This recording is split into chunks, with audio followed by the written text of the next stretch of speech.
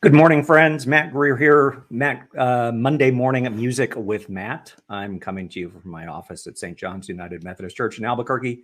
And good morning. So glad that you are with us. That was my favorite pianist, Amy Greer, performing an intermezzo by Mexican composer Manuel Ponce. And that was one of the videos that we started to do at the beginning of lockdown. The music from St. John's videos, of which there are about 50 that you can dip into on our YouTube channel. That was an effort to keep getting music out to the community and work to local musicians, and there's fantastic stuff available. So as we're doing these things on Monday mornings, I'm going to be featuring some of those videos. It was a lovely morning in worship at St. John's yesterday. I feel like we had a wonderful World Communion Sunday. And now it is October in Albuquerque. If you're joining us from elsewhere, we're in the middle of Balloon Fiesta, which did not occur last year. And so this one seems extra special, driving into work to see all the balloons in the air. If you're not in Albuquerque, I'm sorry that you're not getting to experience that.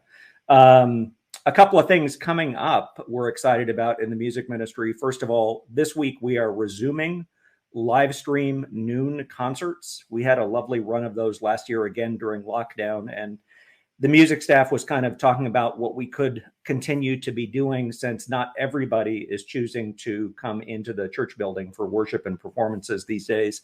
And so we are going to do a series of live stream concerts during October and November, this time on Thursdays at noon.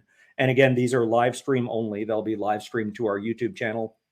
And this Thursday, we're going to have a voice recital. Aaron Howe, fantastic local baritone, accompanied by our own Jim Arend, doing music of Copeland and Vaughan Williams. That's this Thursday at noon. And then a week from Thursday, on the 14th of October, we'll feature Fred Sturm, fantastic local pianist who specializes in the music of Latin America, who'll be doing an hour-long piano recital for us, Fred Sturm, on October 14th. And then we're in the middle of lining up some others. And so stay tuned to find out what's going on. The other thing that is going on this week in the music ministry, besides, choirs rehearsing and stuff like that, is that this Saturday is Jazz Vespers, Saturday at 5 o'clock. And this is our monthly Jazz Vesper service that features local professional jazz musicians.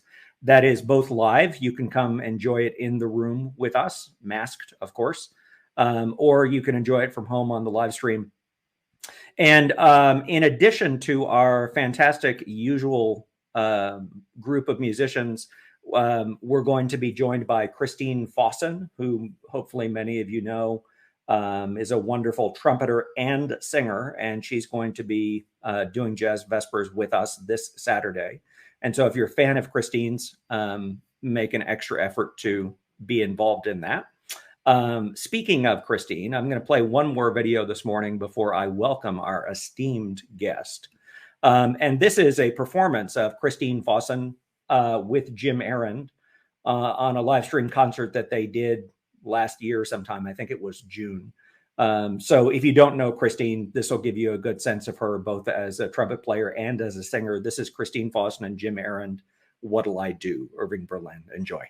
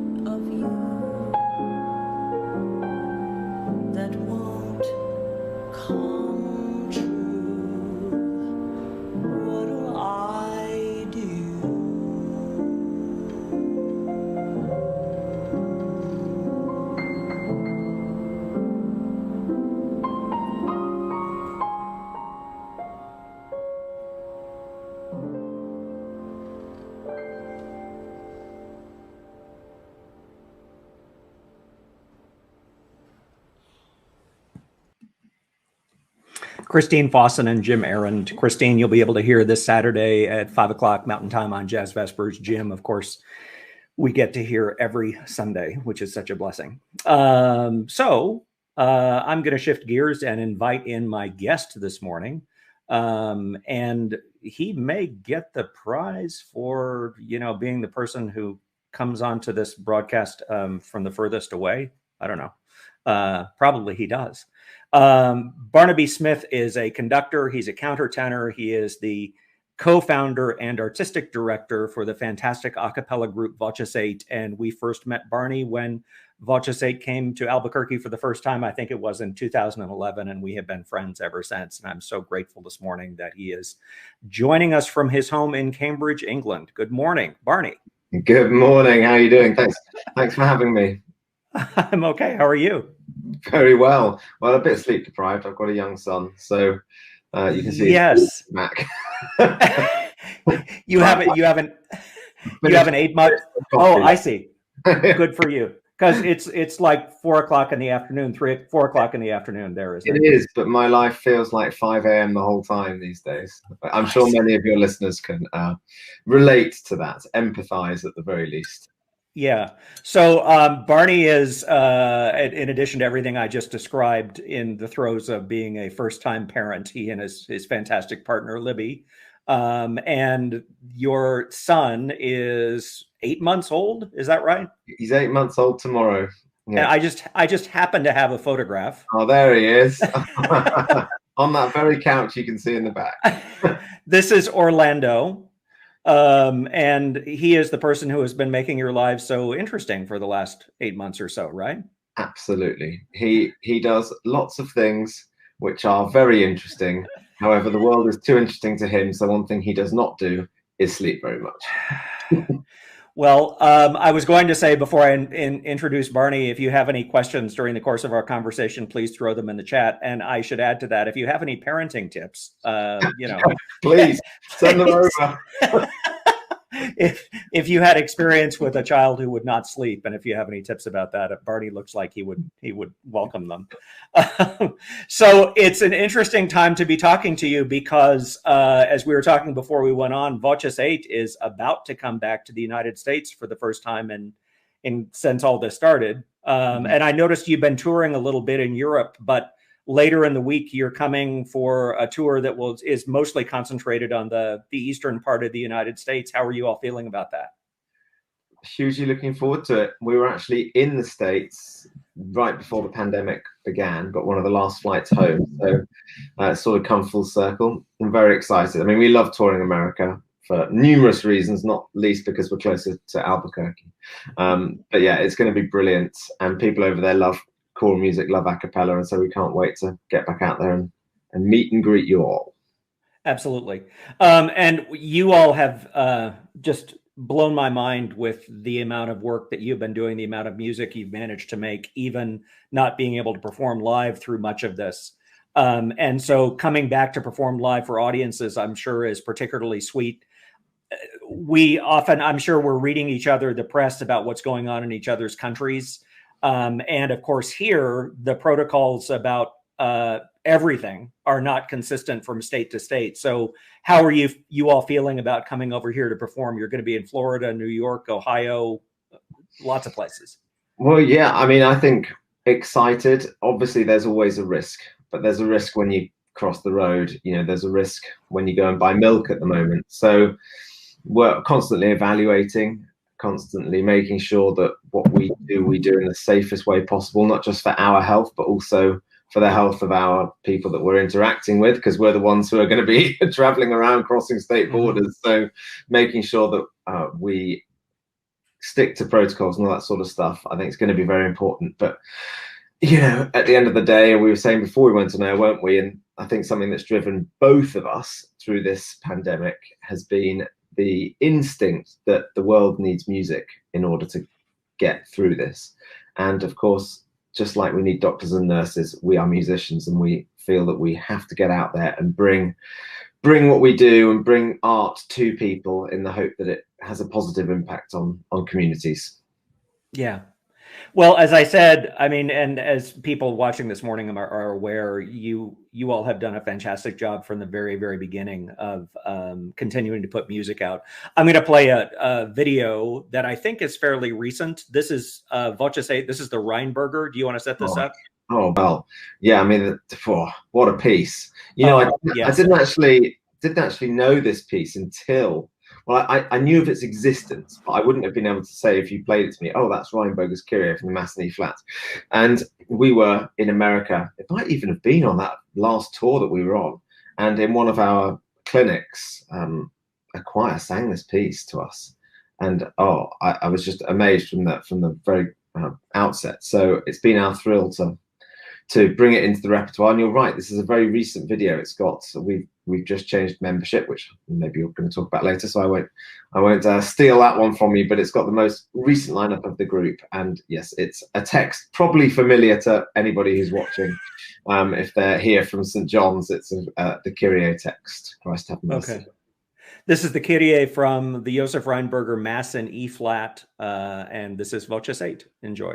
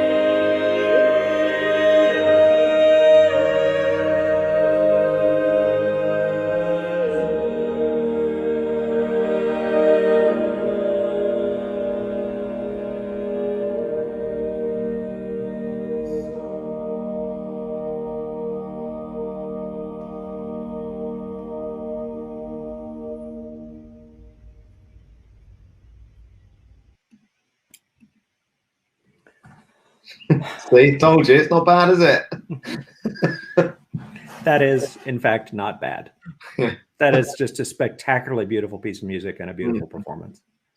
It's amazing what can be achieved basically with some scales and pretty simple. It is, isn't it? Yeah. But I mean, and I only know Reinberger from a few choral pieces, such as that one. And he was a contemporary of Brahms. I mean, he was interested in counterpoint and Renaissance stuff as well, but he was a contemporary of Brahms. And to me, in that, you can hear all of that. You can hear the interest in counterpoint and the perfect beautiful harmonies. Yeah. Yeah. And so you mentioned that the group, especially since we first got to know you in 2011, has evolved quite a bit. And it struck me even just looking at that group of fantastic singers, some of whom are now old friends. There have been a couple of kind of changes culturally to the group. One is that you used to have, in addition to 2 female sopranos, 2 male countertenors, 2 male tenors, 2 male basses. Now you're singing countertenor and there's a female alto. That's one change. And then some years ago, you actually let an American into the group. So that must have been quite a big change as well. How's all that going? Well, let's deal with the easy one first, the female alto. So those people who have ever experienced our music will know that we sing a very broad range of repertoire. And a question we get asked a lot is why do you have countertenors? Why do you have 2 countertenors? And truth be told, the answer is purely because that's who was there when we started. Sure. Like, it was just a group of friends. Now, I think the countertenor sound is an important part of what we do because it's very integral to that British choral sound, which is, of course, something that people associate us a lot with, being a British group and talking about the things like Renaissance music and all that sort of stuff. We expect that sound a lot of the time in that sort of choral repertoire. That being said, we do our best as countertenors to be very versatile. In fact, sometimes I do sing baritone in the group. But a female alto voice can add a great element of versatility across different repertoires. And when Chris, who was Katie's predecessor, left the group, we did essentially open the application to anybody, and we thought we will just take the best candidate, because of course the application process does take people through lots of different ranges of repertoire. And so I think in some ways it favored, in that instance, a female alto. And of course, really, Katie's just perfect for the job because not only is she versatile in that way, she's also got a sound which is quite, well, it has an element of falsetto identity in it. So she finds it quite easy to come to my sound, and I find it quite easy to go to her sound. So when we're working as a section, we have a sort of head start there. So she's sort of, luckily, the perfect singer, because we really do just rely on who turns up to the audition. So we were lucky in that sense. With Blake, who's our American singer, he's the one exception, actually. He's the one member of the group who's ever been specifically headhunted. And I think, again, it comes down to this idea of versatility, because we do a lot of jazz, swing, and having somebody who is really knowledgeable about that repertoire, who specializes in it, is important. And of course, us Brits, you know, sing Bird beautifully as we might do, our Nat King Cole and Duke Ellington can sometimes leave a little bit inside. So Blake is authority in voces 8 on all things jazz. He was actually a jazz major initially, a jazz voice major at college. And he didn't even discover William Byrd till he was 20 years old. And by the age of 25, he was singing in voces 8. So needless to say, he's very, very talented. But we met him on the road, actually, when we were in America. He sung for Cantus, group based out of the Twin Cities, and Chanticleer, of course, based out of the West Coast, San Francisco. So he's got a pedigree, shall we say, in choral and ensemble singing, and met him by chance. And when that vacancy came up, he just popped into my head. And we did run an audition, actually, but he was the preferred choice. And it's been brilliant. You know, there's a massive cultural crossover in so many ways. But there's also, I mean, even to this day, you know, he's been in the group 5 years now, and we still stand there and discuss how vowels are pronounced in English compared to American. And it works both ways. You know, we want to sound like him in the jazz, and he wants to sound like us in the Bird, for example. So, but it's great, and he's brilliant and, yeah, talented. So it's annoying he can do it all. You know? Yeah, absolutely. Back to the countertenor stuff, because this is going to lead into the next video I'm going to play. Both you and your brother Paul, who is the other founder of the group, grew up, pretty much so steeped in the British choral tradition, and because you were both choristers at Westminster Abbey. And so I wonder how that informed, first of all, how you as a singer are working now, but also the choice, which I assume was a choice, to specialize in being a countertenor. Because, I mean, there's a lot I'm interested in about that, but when your voice changed and you decided you were going to be a professional musician, did you feel like countertenor is where you want to be? Did you have to be talked into that? Well, I think every countertenor has their own special story. Mine is that I was a chorister at Westminster Abbey, and you leave there when you're 13, and you go on to a new school, often as a music scholar. So I went on and was obviously singing in the choir, and I was still a treble at that time. And I'm also very interested in sports. I love playing sports. And my first Christmas at my new school came. And of course, I sung the treble solos, Once in Royal David City and all that stuff. And all my friends in the soccer team were just like, you sing really high, you loser. So I literally came back after the Christmas holiday and was like, oh, so I think my voice is broken. And I remember literally how he asked me to sing a scale to R. And I had pre-selected before I walked in the room which degrees of the scale I was going to crack on. So it was really well thought through. and so I was sort of just moved to the alto section. And about 3 years later, I was stood there thinking, everyone's always said that singing alto, and we had countertenor in the Abbey Choir, was really difficult. But I seem to find it really easy. And so I was sort of full of beans, and I turned up to the summer singing program during our holidays, and suddenly I couldn't sing a note. The piece was Parry's I Was Glad, and it's this big start, and I was literally just like, ah! And it transpired that come the age of 16, my voice had broken. I thought it must have already broken, and the alto was just really easy. And so suddenly I couldn't sing a note for about 3 or 4 months. And I came back to school to start my A-levels, which is sort of the most senior bit of high school. And I still really couldn't make a noise. And then I developed a virus. I was off school for 6 weeks with glandular fever. And apparently, so the story goes, I came back to school and I went to my first singing lesson, and I opened my gob, and out came this voice. And my singing teacher is a member of a famous choir here in England called the 16. He just said, he still tells the story today. It's just that I just couldn't believe it, because you were so hopeless before you went away. You were really unwell, and you came back and you just had this voice. And so that's how it began for me. And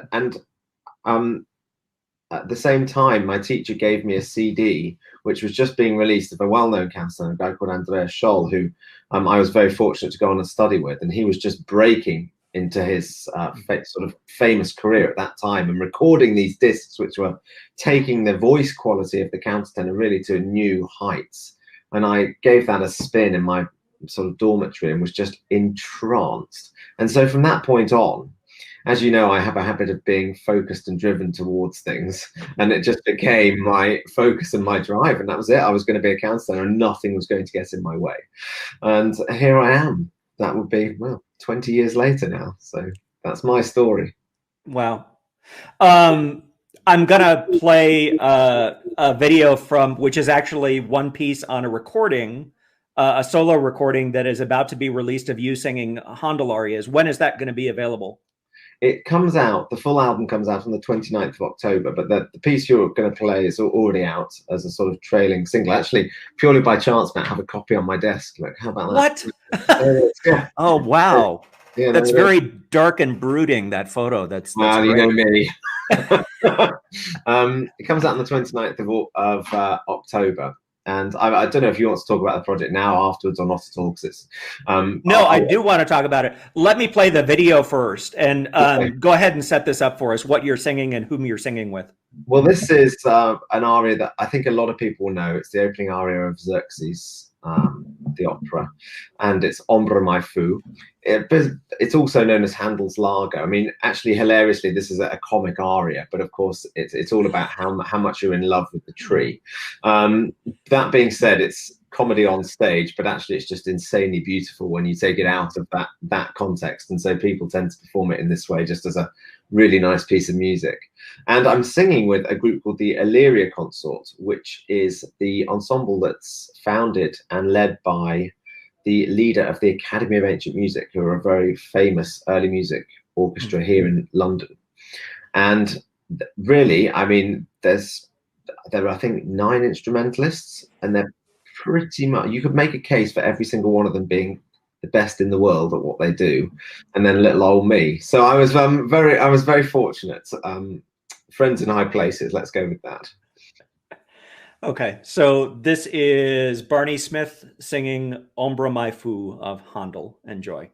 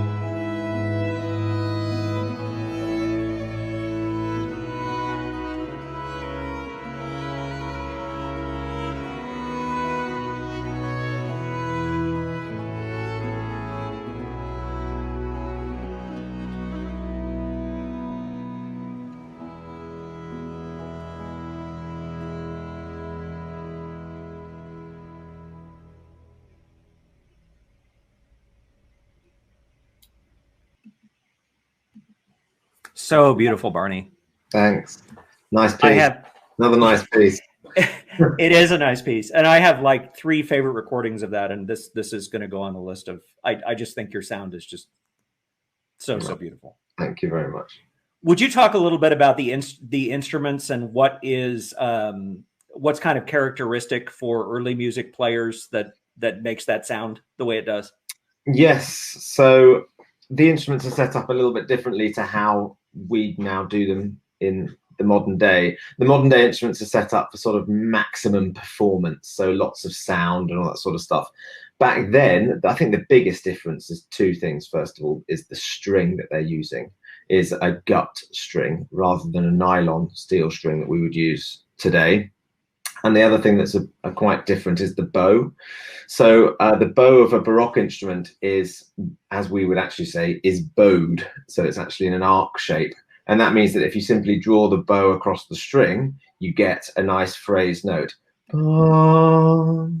Whereas a modern bow is a bit longer and also flatter. So you get duh from a modern instrument. So those are the 2 principal differences. Also, there are instruments in that recording that simply probably would not be found in an orchestra today, most notably of which is the plucked instrument you can see, which is the theorbo, that was developed in the 17th century, sort of as the earliest form of a keyboard instrument, a piano. The reason it's so long is so that they can get much lower notes, so it could act as a real bass instrument. So its sort of predecessor, the lute, is much smaller and was quite high in pitch, a bit like, you know, I mean, let's not be too silly about it, but a bit like a ukulele today compared to a guitar. It's much smaller and higher. So this theorbo then became the bass instrument for accompanying singers, and so it's quite specific and special in that sort of repertoire. Yeah, it's a whole different sound world when totally. You hear those instruments together. You'll notice there's a lot less vibrato as well, so that it's all about the gut string gives a very pure sound, of quite a coarse sound, a thinner sound. So if you really tune a chord, it rings. Whereas in a symphony orchestra today, there's lots of players. They're all playing quite a wide vibrato, so you get a much broader sound. Yeah, so it's very special, a little bit more intimate. And critically for singers, which doesn't affect listeners so much, is the instruments are pitched a semitone lower, because our idea of what we call concert pitches, so the standard pitch that instruments tune to in an orchestra, has developed and changed and still fluctuates today. I think American orchestras often play a fraction higher than the UK orchestra, for example. But back then it was a whole semitone difference. So if I had to sing that piece with a modern orchestra, it would be even higher. It would be a whole semitone higher. Or if I was to sing it with, say, a piano accompaniment, it would be a semitone higher. But this music was conceived 1 whole semitone lower, we think. Handel arias are some of my very favorite things. They really are. So tell me about this project and what else is on the recording. Well, the whole thing began as just as a conversation with Boyan, who you saw playing the lead violin there, because I was working on another project with him, and I was saying, oh, you know, my son's about to be born, and I'm thinking about sort of documenting my voice, because I obviously recorded a lot as a member of Voces 8, and I have some solo recordings as part of Voces 8 projects, but they're all in music that's just a little bit earlier and a lot less dramatic. So I just wanted to stretch my legs a little bit on CD, and Boyan was like, oh, that sounds great, you know. And of course it was lockdown, so everybody was available and desperate for work. So I sort of thought, as a gift to myself, it started off just as a gift to myself, I'd have a day of recording, and I just took down some arias, and we, including that one, and we just sung and played, and it came out nicely. And so then we thought, oh, well, okay, let's try another day. Maybe we'll get something out of it that we can use. And that blossomed into a CD. The choices on it, as I say in the opening little introduction in the booklet, it's just the music that I have listened to my vocal idols singing. Of course, it's all Handel, and there's a couple of pieces from the same operas. There's a couple from Ronaldo, there's a couple from Giulio Cesare, and I've tried to sort of create an element of program running through it with an overture and a sinfonia in the middle and that sort of thing. But really, it's just my favorite Handel arias. And in addition to that, also, it's very difficult if you're picking Handel's greatest material not to include some of the duets, because I actually think they're the most fun thing to do. The duets and the obligato arias, I think, are the most fun moments. So I'm thrilled that my great friend and probably even greater singer, Mary Bevan, who's an absolute star soprano, has come and very kindly offered me a day of her time, and we've had a lovely time singing 3 duets on there as well. So that's been a real treat. Oh, I really look forward to hearing the whole thing. I want to switch gears and talk about your conducting work, because I've got a great example of that to play. And this is something that I think has developed for you a lot over the last few years, maybe over the last decade. Did you always want to conduct? No.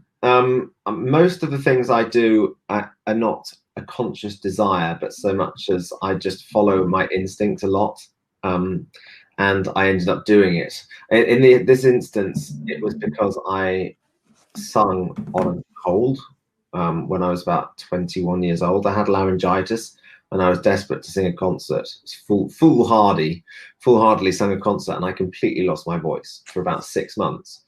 And in that period, we were supposed to be, actually it was the period Voces 8 was formed, and we were supposed to be singing in a competition with a chamber choir, which is what Voces 8 grew out of. And I couldn't sing, but I'd organised the whole thing. So being an idiot, I just thought, oh, well, I'll be able to conduct, but that's easy. But anyway, as it transpired, I had a very good choir. That's the first thing to say, who, no matter what I did, were still good. But it turned out that I just had a bit of an instinct for it. And so I started doing it, and applied for a job and got a job, which meant that I was conducting every week, doing 3 orchestral concerts a year. And from there, it's just grown and developed. And now it's an important part of my portfolio. And the countertenor voice definitely has a shelf life. And so it will be a more important part of my life going forward in the next decade, I'm sure. But it's just one of those things that is such a privilege. I mean, you'll know this because you do it as well. Isn't it such a privilege to stand in front of very talented people and yes, have them offer you the opportunity to let you know what you'd like them to do? And so it's always a fun thing, and something that I am continually grateful for. And you at least have the advantage with instrumentalists of you have a background as a string player, don't you? Yes, loosely. Get that from my bowing gestures. Yeah, I played string instruments at school. I played both the violin and the viola. And I think a lot of my gesture actually comes out of my bowing arm from being a string player. I hasten to add, I wasn't particularly good. I was not bad, but I got moved from the violin to the viola because I could never really play the flashy concertos, and I was quite a good chamber musician. So they just pedaled me sideways to the easier part, which required a bit more chamber music instinct. And I'm really grateful for that, because having had the opportunity to play both a leading instrument and an instrument with inside the ensemble has stood me in really good stead through my career. So yeah, I'm jealous of that, because as I've gotten to do instrumental conducting over the last years, it's a completely foreign world to me. And I'm fortunate in that I have folks who play here who don't seem to wish me harm.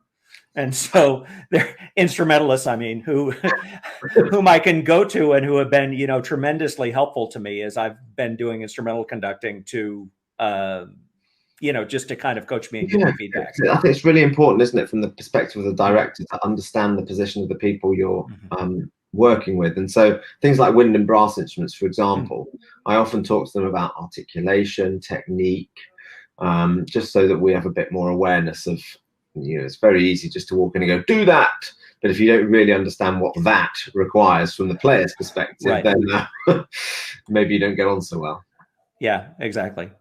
Well, this is a wonderful video of Barney conducting a movement from the B minor Mass. Would you tell us about this? Yeah, this was a very special project. Again, another lockdown project as part of the Live from London Festival that we've been doing.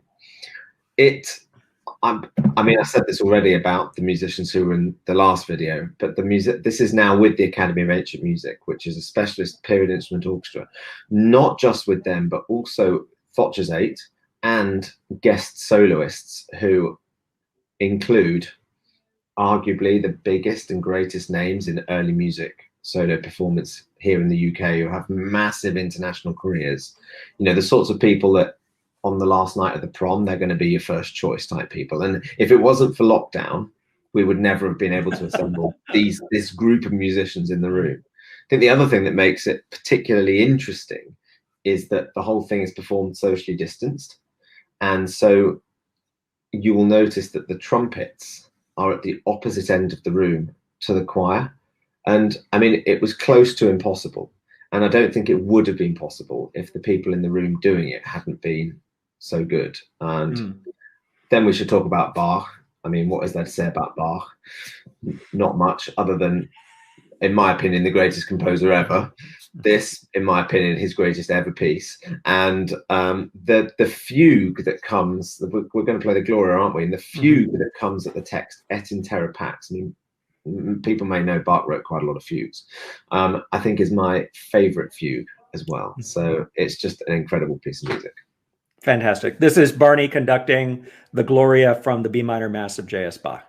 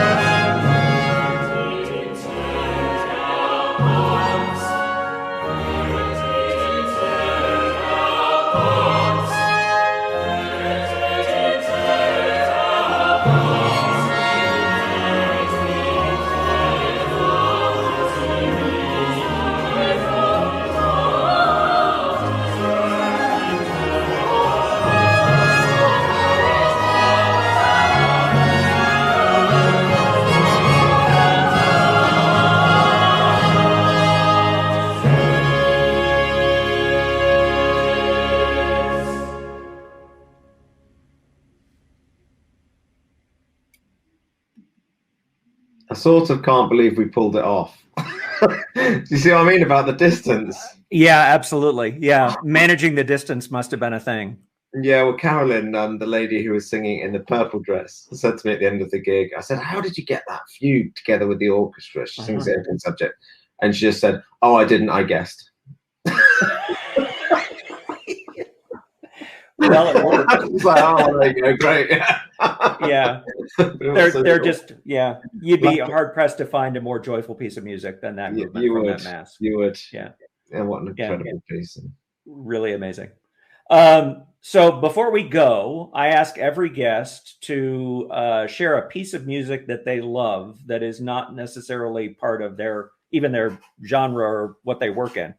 And so Barney gave me a couple of choices, and I'm going to play something that is probably fairly familiar. And this is Simon and Garfunkel singing The Sound of Silence. This is from their reunion concert in Central Park in 1981. So enjoy this, and then Barney will explain why he loves it.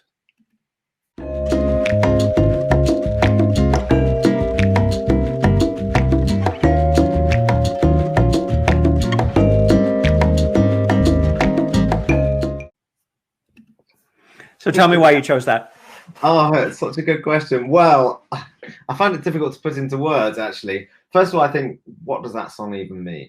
I think you can spend a lot of time sitting down thinking about that and probably come up with a multitude of answers. But I think the thing that really strikes me about Simon and Garfunkel, generally speaking, is the beautiful simplicity and transparency of what they do. And even though it's so simple and so transparent, it's so direct and involving of the listener.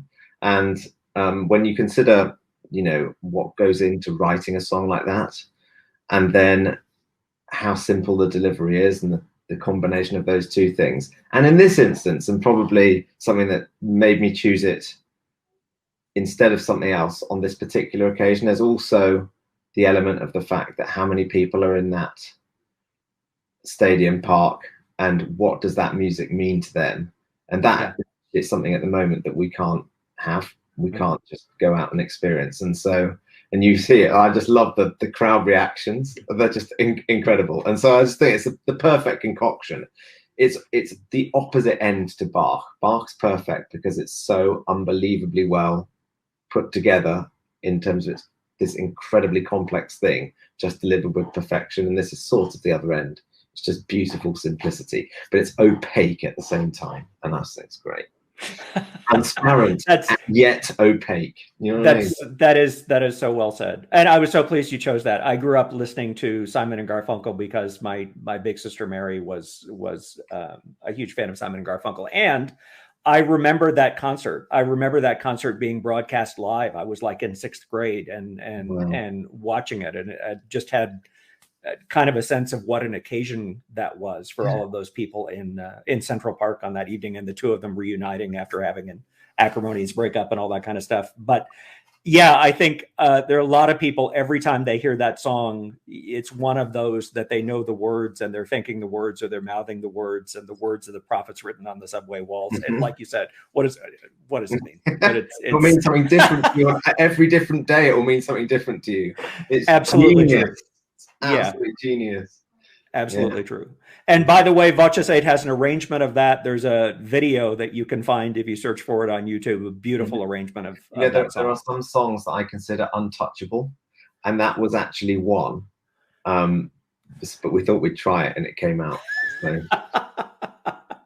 Yeah, it is worth looking up. Barney, it's been such a pleasure just to have a reason to connect with you. So thanks for taking the time to do this. Pleasure's been all mine. I've actually got quite emotional watching the videos of of Albuquerque and your wonderful chancel, because of how much would we just love to be there, and it just makes so many fond memories, and very much looking forward to coming and seeing you again in the future. Absolutely.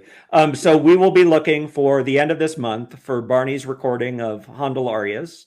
Well done. You and sourced that yourself, Matt. I'm very impressed. I did. And if you want to know more about what Barney is up to, he has a website, barnabysmith.net. And so you can keep up with him there. But of course, we will see you in Albuquerque, I'll bet, within the year. So we're looking forward to that.